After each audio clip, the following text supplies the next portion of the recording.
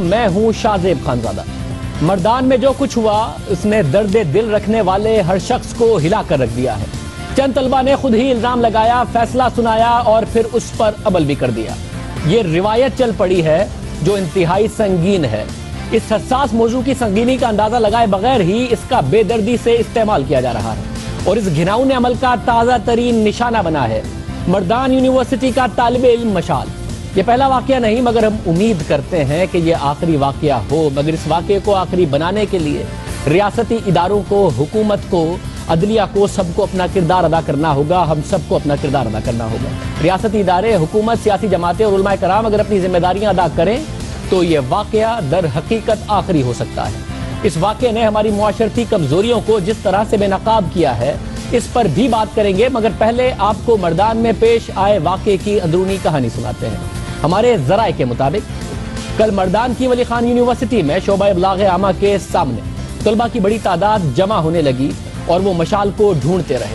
اس وقت شعبے کی ایک خاتون لیکچرر ہی وہاں پر موجود تھی اور انہوں نے دیکھا کہ ماحول کشیدہ ہو رہا ہے، مذہبی نعرے طلبہ لگا رہے ہیں، تو اس بات کو محسوس کرتے ہوئے انہوں نے اپنے ساتھی لیکچرر کو کال کی اور بتایا کہ یہاں معاملہ عجیب ہو رہا ہے اور طلبہ اکٹھے ہو رہے ہیں۔ جس نے جمع ہونے والے طلبہ سے بات کی کہ وہ کیوں جمع ہیں، جب ساتھی ہے ان کا آیا، دوسرے لیکچرر صاحب آئے اور انہوں نے طلبہ سے بات کی کہ آپ کیوں جمع ہو رہے ہیں، معاملہ کیا ہے، تو طلبہ نے مشال پر الزام لگایا کہ وہ گستاخی کا مرتکب ہوا ہے، وہ اسے ڈھونڈ رہے ہیں۔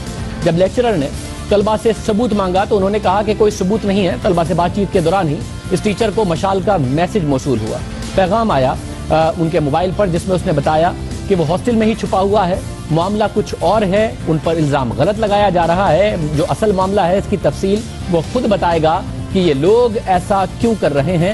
اس نے مگر کوئی توہین نہیں کی، نہ ہی وہ ایسا سوچ سکتا ہے، اس پر جھوٹا الزام لگایا جا رہا ہے۔ وہاں جمع ہونے والے طلبہ نے ٹیچر سے موبائل چھین لیا اور انہیں بھی ڈنڈے مارے۔ طلبہ ہاسٹل کی طرف بڑھنے لگے، پولیس والوں نے روکنے کی کوشش کی مگر وہ پھر بھی نہ رکے، دھکا دیتے ہوئے آگے نکل گئے۔ یونیورسٹی انتظامیہ کی طرف سے بھی اطلاعات ہیں کہ کہا گیا کہ طلبہ معاملات کو ہاتھ میں نہ لیں، یونیورسٹی انتظامیہ خود تحقیق کرے گی اور کارروائی کرے گی، مگر طلبہ کھڑکیاں اور شیشے توڑتے ہوئے پھر آگے بڑھے اور مشتعل ہجوم سے ثبوت مانگے گئے تو کہا کہ یہ بیرون ملک سے فنڈنگ بھی لیتا ہے۔ کسی ایک نے یہ بھی کہہ دیا کہ بلوچستان میں خود اس نے مشال کے منہ سے گستاخی سنی، مشال ہجوم نے ہاسٹل سے مشال کو نکالا اور پھر تشدد کا نشانہ بنایا۔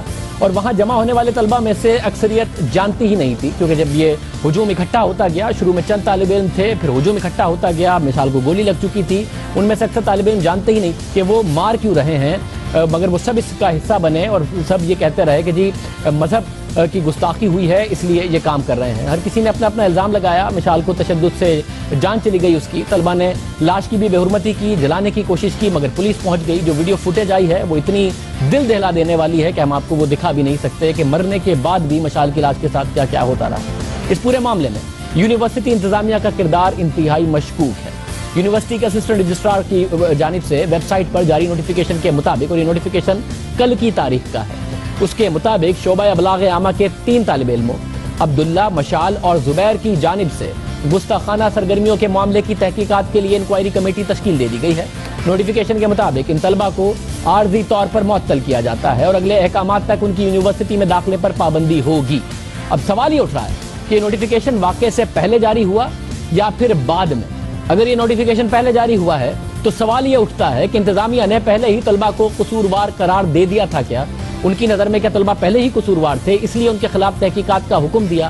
اور کیا یہ نوٹیفیکیشن پہلے ہی جاری ہو گیا تھا؟ کیا طالب علموں نے اسی نوٹیفیکیشن کو دیکھا اور اس کے بعد وہ مشتعل ہوئے اور اس کے بعد مشال پر چڑھ دوڑے؟ اور اگر یہ نوٹیفیکیشن بعد میں جاری کیا گیا تو سوال اٹھتا ہے کہ قتل کی تحقیقات کے بجائے کیا یہ تحقیقات کر رہی یونیورسٹی کہ مشال نے اور دوسرے طالب علموں نے گستاخی کی تھی یا نہیں کی تھی؟ اس نوٹیفیکیشن کا انویسٹیگیٹ ہونا